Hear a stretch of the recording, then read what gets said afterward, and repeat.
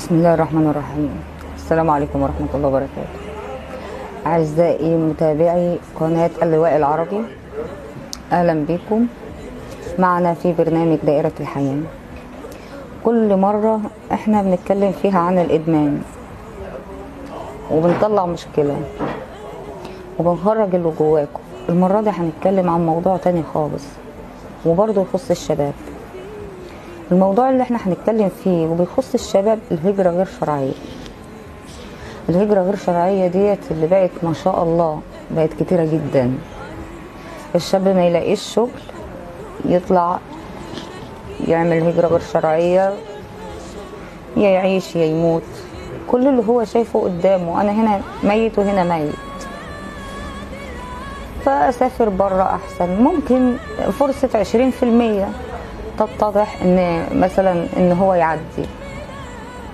اللي حصل ان في مركب غرقت في اليونان.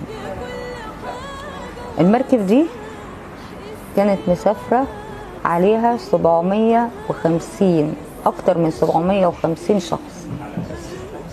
ال 750 شخص دول ايه اللي حصل ليهم؟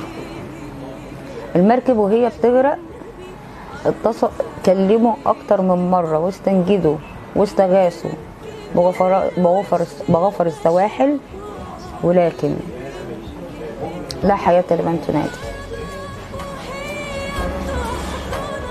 كانوا يعملوا ايه في الوقت ده؟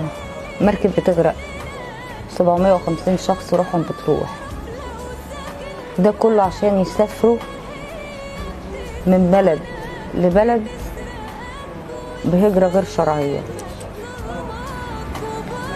احنا لو فكرنا كويس وقلنا هنقول ولا تلقوا بأيديكم إلى التهلكة. ده النبي عليه الصلاة والسلام اللي قال لنا كده. احنا شباب مصر بنلقوا بأيدينا إلى التهلكة، بندور على التهلكة ونرمي نفسنا فيها. الدول دلوقتي وزيرة الخارجية في اليونان وأمريكا بيعلنوا هدايا 3 أيام على أرواح الضحايا اللي ماتت.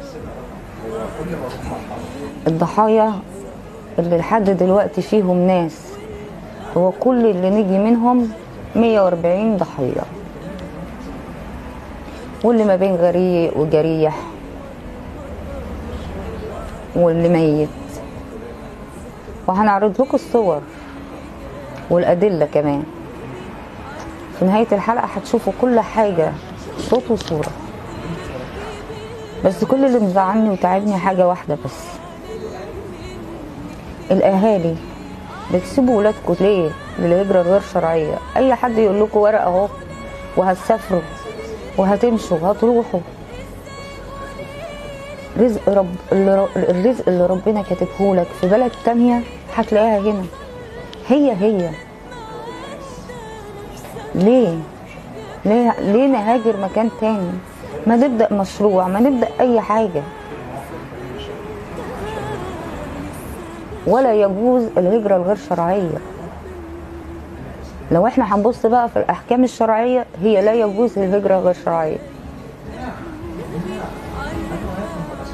يعني احنا دلوقتي بنخلص من إدمان ولا نخلص من الهجرة الغير شرعية، والشركات اللي عمالة تعمل لنا هجرات غير شرعية، والناس اللي كل اللي يهمها ان هي تعداد فلوس وبس على حساب شباب مصر. احنا لو هنتكلم اللي ماتوا دول مصريين، منهم ناس من الشرقية ومن منيا القمح ومن المنوفية. يعني كل دول اتوفوا وماتوا مصريين. نفسي اعرف فين المسؤولين؟ مش لاقي صوت، مش سامعه صوت بيتكلم في الموضوع ده. ولا هو يعني موضوع اتردم؟ امريكا، احنا لو هنطالب بحقوق الانسان، امريكا حبست شخص عشان كلب. احنا ارواح الضحايا اللي ماتت دي ما عندكوش فيها اي امل؟ الشباب دي اللي راحت، الشباب اللي راحت دي هتعملوا معاها ايه؟ فين موقف المسؤولين من الهجرة الغير شرعية؟ في موقف الحكومة. الدول الأوروبية بتحارب عشان كده، واحنا هنا واقفين محلك سر. يا شباب، يا شباب، لا تبقوا بأيديكم إلى التهلكة. يا شباب، يا شباب، دلوقتي بقيت عندكم الهجرة الغير شرعية زيها زي حالات الإدمان بالظبط. أنا مش لاقي شغل في القاهرة، في مصر، في أي حتة، لا أما أجري أتعب نفسي شوية وأجري عشان خاطر هسافر بره. انتوا متهيألكوا ان انتوا مسافرين بره خلاص، يعني الأرواح اللي ماتت، الناس اللي راحت. المشكلة مش في ده كله، المشكلة في حد ذاتها في شيء واحد، ان كان على المركب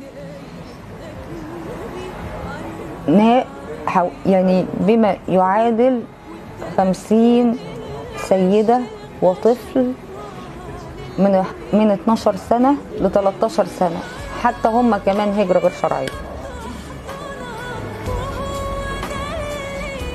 يا جماعة، سلطوا الضوء على الهجرات الغير شرعية، بدل ما احنا بنعمل التيك توك واللي انتوا بتعملوه ده. افتكروا مصر، شباب مصر اللي مصر محتاجاه. احنا دايما نحط اللوم على الحكومة هتحارب فين ولا فين؟ هتحط نفسها في ايه ولا في ايه؟ انا بوجه للمسؤولين ولكافة المسؤولين المختصين. الشباب، الهجرة الغير شرعية لو على فرص العمل، في ناس كتير اتوفرت ليها فرص عمل، ومشاريع بدأت تتفتح.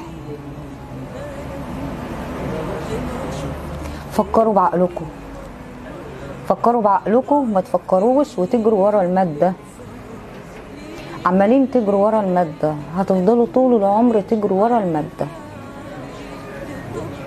انا عايزة ابقى انا شاب عايز اكبر، الاقي بيت، اسرة. مش عايزين نلاقي ضحية، لو ما كانش من الادمان نلاقي ضحية من الهجرة غير شرعية، ونلاقي ضحية من حاجات تانية. دلوقتي السفر بقى حلو، نسافر هجرة غير شرعية، والشركات ما بتصدق، منها شركات وهمية ومنها شركات حقيقية. سلطوا الضوء على حاجة واحدة، سلطوا الضوء أرجوكوا يا شباب. فكروا بعقلكوا قبل أي حاجة. الهجرة الغير شرعية هجرة الموت، صدقوني هجرة موت. ودلوقتي الزميل أحمد هيعرض لنا بعض الصور للمركب وللناس اللي غرقت، حتى أسمائهم.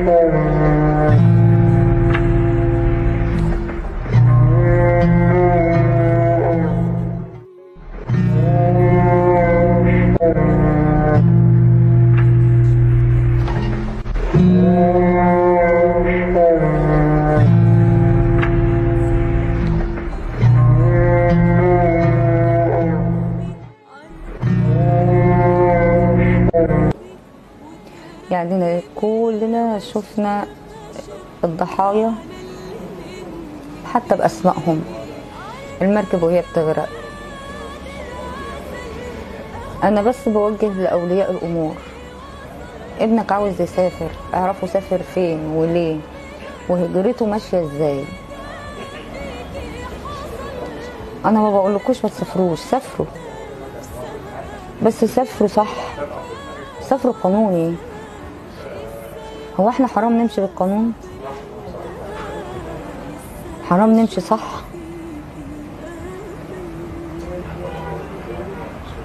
انا بوجه عزائي لكل اسر الضحايا من الشرقية والمنوفية، وبوجه للمسؤولين ليه ما اتكلمتوش في نقطة زي دي؟ يعني انا شايفة ان دول اوروبا بيتكلموا عن الموضوع ده، هنا مفيش خالص رغم ان كلهم اسر مصرية. انا ببلغ خالص عزائي انا واسرة البرنامج لاسر الضحايا، وابقوا معنا الحلقة القادمة ان شاء الله، هنتكلم فيها حول حكم الدين والشرع في الهجرة الغير شرعية. كانت معكم الإعلامية هند أحمد من قناة اللواء العربي، الجنرال